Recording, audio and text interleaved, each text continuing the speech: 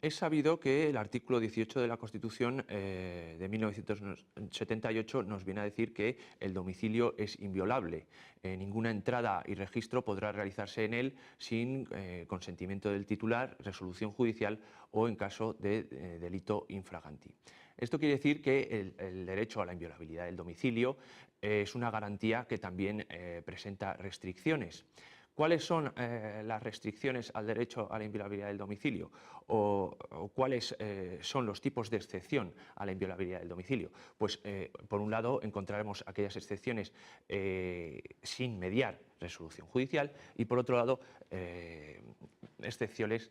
que vienen dadas como consecuencia de resolución judicial. Respecto a las excepciones sin resolución judicial, son aquellas en las que se presenta el consentimiento del titular, consentimiento que debe constar fehacientemente, de tal manera que sea conveniente que, en efecto,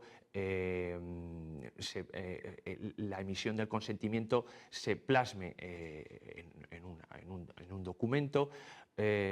firmado no solo por el titular, incluso también por testigos como pudieran ser el portero de la finca o los vecinos del titular.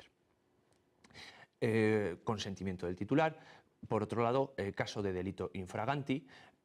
hay que decir que procede también la entrada o el registro en caso de que se produzca un delito infraganti, en el sentido, como nos dice el Tribunal Constitucional en su sentencia 341/1993, de que el delito infraganti es aquel delito que se presenta como evidente y requiere de una acción inmediata para su evitación. Y otro caso de entrada y registro sin resolución judicial sería aquella que se motiva como consecuencia de fuerza mayor, bien sea por un incendio, por calamidades como pueden ser inundaciones, terremotos, etcétera, a efectos de salvaguarda de personas y cosas. Bien, por otro lado, encontraríamos la excepción a la inviolabilidad del domicilio por resolución judicial.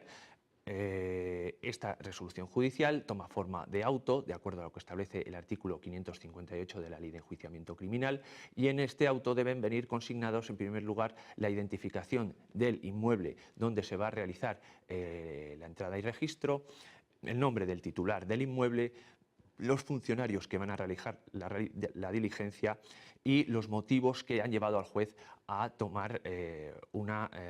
restricción de un derecho tan importante como es el derecho a la inviolabilidad del domicilio. La medida debe de ajustarse, obviamente, a criterios de proporcionalidad y racionalidad. Es decir, proporcionalidad en el sentido de que esta medida solo se puede tomar en caso de investigación para delitos graves, como puede ser, por ejemplo, tráfico de drogas, y racionalidad en el sentido de que el juez, si puede encontrar otro tipo de formas de acopio de pruebas menos lesivas del derecho fundamental, de un derecho fundamental tan trascendente como es el derecho a la inviolabilidad del domicilio, debe proceder a la búsqueda de pruebas a través de otras vías que no sean la entrada y registro en el domicilio. Además, hay que decir que solo en casos de urgencia el juez, de acuerdo a lo que establece el artículo 550 de la Ley de Enjuiciamiento Criminal, va a poder proceder a realizar la entrada y registro durante las horas nocturnas, durante la noche.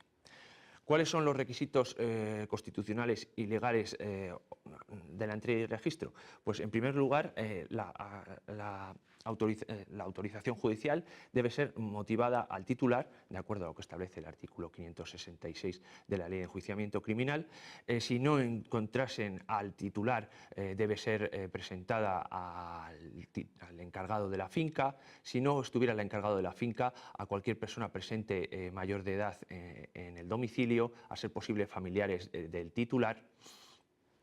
Ahora bien, hay que decir que en caso de que no se pueda notificar la diligencia al titular o a alguno de los interesados citados, la falta de este requisito no se considera como una vulneración de un derecho constitucional, sino una vulneración de mera legalidad ordinaria, de acuerdo a lo que establece la sentencia del Tribunal Supremo, por ejemplo, de 27 de diciembre de 1989. En segundo lugar, hay que decir que una vez notificada la diligencia se procederá a la entrada incluso usando la fuerza, de acuerdo a lo que establece el artículo 568 de la Ley de Enjuiciamiento Criminal. En tercer lugar, el registro se supone que debe de realizarse en presencia del secretario, Ahora bien, hay que decir que, de acuerdo a la sentencia del Tribunal Constitucional 228/1997, la falta de la presencia del secretario judicial no se considera tampoco como una vulneración de derecho constitucional, o de derecho fundamental, sino una violación de mera legalidad ordinaria. En cuarto lugar,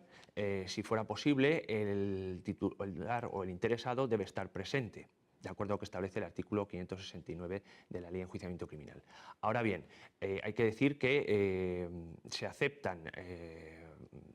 registros domiciliarios, aun no habiendo presencia del sujeto interesado ni de testigos, sobre todo en aquellas circunstancias en que la búsqueda de testigos sea improcedente, cuando no incluso peligrosa para los agentes que realizan la diligencia, por ejemplo, en barriadas conflictivas. Sin embargo, en todo caso, si el titular estuviera detenido, se le debe ofrecer forzosamente la posibilidad de estar presente durante la entrada de registro. Veas así, por ejemplo, la sentencia del Tribunal Supremo de 12 de julio de 2012. En quinto lugar, hay que decir que la resistencia realizada por el titular, por los vecinos o por los interesados o por los amigos se puede calificar como acto punible por el Código Penal, de acuerdo a lo que establece el artículo 550 del Código Penal. En sexto lugar, hay que decir que deben de evitarse inspecciones inútiles, es decir, aquellos secretos del interesado que no guarden relación con la investigación no deben ser trastocados, no deben ser hurgados ni revisados. Asimismo, se debe reputar el honor o la dignidad del afectado en la medida que sea posible. En séptimo lugar, hay que decir que se puede hacer asimismo uso de cámaras, toma de huellas y de todas aquellas medidas audiovisuales que no vulneren la dignidad de la persona. En octavo lugar, se debe de buscar un orden de registro, es decir, habitación por habitación, sin hacer revisiones incoherentes o caóticas. En noveno lugar, hay que decir que se puede levantar acta, obviamente, de la diligencia, se deben de figurar quiénes han estado presentes, los funcionarios presentes en la realización de la diligencia, irregularidades que se han podido suceder, etc. En décimo lugar, se debe decir que si no se encuentra